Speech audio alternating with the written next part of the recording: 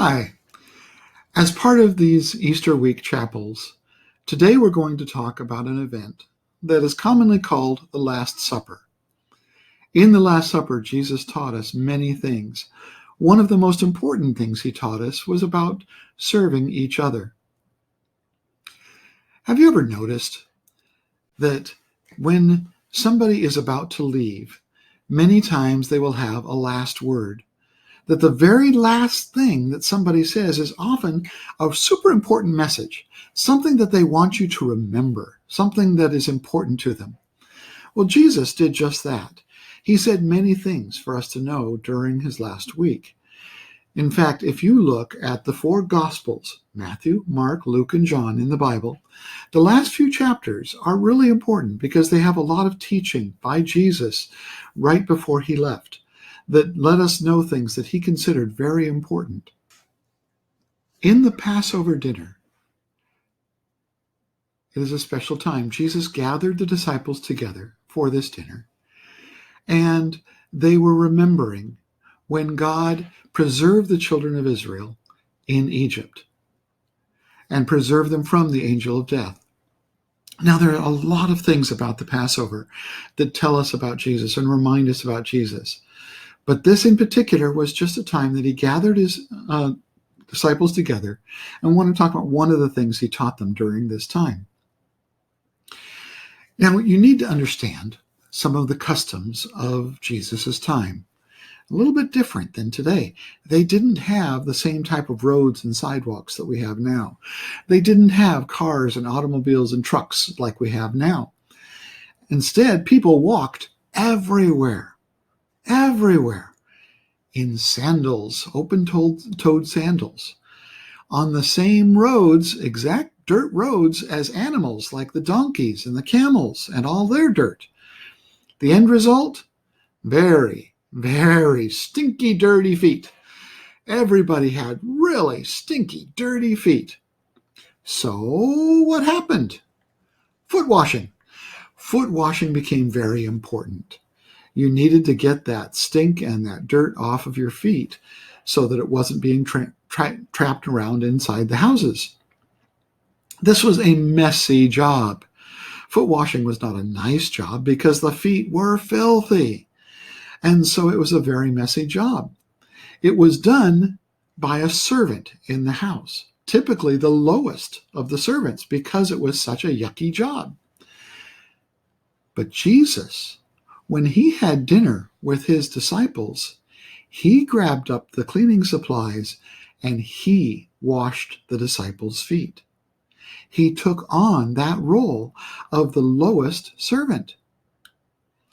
And then he talked to them. After he did it, he talked to them and he said, after washing their feet, he put on his robe again, because he had had to take it off, and he sat down and asked, do you understand what I was doing? In other words, he was doing it for a purpose. He was doing it to teach a lesson. You call me teacher and Lord, and you are right, because that's what I am. Jesus said, look, you're right. I am your teacher. Jesus said, I am your Lord. You're right. That's the right way to refer to me. Now, normally that's a position of authority. Normally that's a position of rank, saying, I'm higher than you are. And since I, your Lord and teacher, have washed your feet, you ought to wash each other's feet. In other words, Jesus is saying, look, I'm your Lord. I'm your teacher. And if I get down on my hands and knees and I wash your feet, this lowly job, you shouldn't be afraid of doing the same for each other. You shouldn't be hesitant about serving each other. And he finished, I have given you an example to follow. Do as I have done to you. Now, was he only talking about feet? Of course not. He was talking about serving each other. He was talking about loving each other. And so we have his beautiful example of loving and serving each other. He gave us this perfect example. Now you notice his servant provided was what was wanted and needed. They needed to get clean. It wasn't just what was easy for him to do. It wasn't just what was convenient. It wasn't just what he wanted to do. He was considering their needs, not his desire of what to give. And indeed, love is like that. It considers the other person. If you love somebody, you're considering them as more important than yourself. You're considering their needs more than your needs. You're considering what they want, not just what you might want to give them. So consider this. How can you love and serve the people around you? You're around people all the time, whether it's your friends, your coworkers, other students, your teachers, your parents, whoever. How can you love and serve them? If each of us is serving each other, then each of us has a whole bunch of people looking out for our own interests. If we're only serving ourselves, we have one person looking out for us. But if we are serving each other and loving each other and looking out for each other, we have tons of people looking out for what's best for us. It's a great situation. So how can you love and serve the people around you? Well, you can consider, what do they want or need? What is it that is going on in their life? Not just what's going on in your life, what's going on in their life? What do they want? What do they need? What would they like? If someone was to serve me by giving me spicy hot sauce, I wouldn't like it very much. I don't like hot sauce very much. My wife likes hot sauce. I like chocolate. So you have to consider what they like. I like Mountain Dew. Other people like coffee. Consider what they like. Consider what ministers to them, what helps them. What would help them out? What do they need? What are things that they're working on? What would make their life better?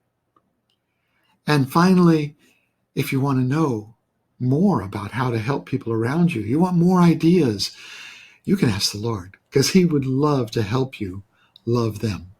He loves to help you know what to do and how to serve them so that you too can be a model, an example just like Jesus. We can be considered the very hands of God, loving each other.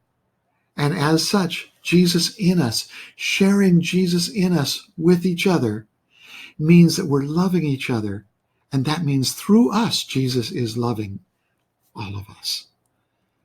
And so consider it carefully. Ask the Lord, what can I do to help love and serve the people around me? And you know what? You're going to find out something really cool, that it's a joy to do. As you do it, it ends up being fun. It ends up being cool. It ends up being a joy because you see the people receiving the love of God through you, and it's wonderful. So let me encourage you to follow this example of Jesus. Put aside any notion of, being too important to serve, and love and serve each other. Amen.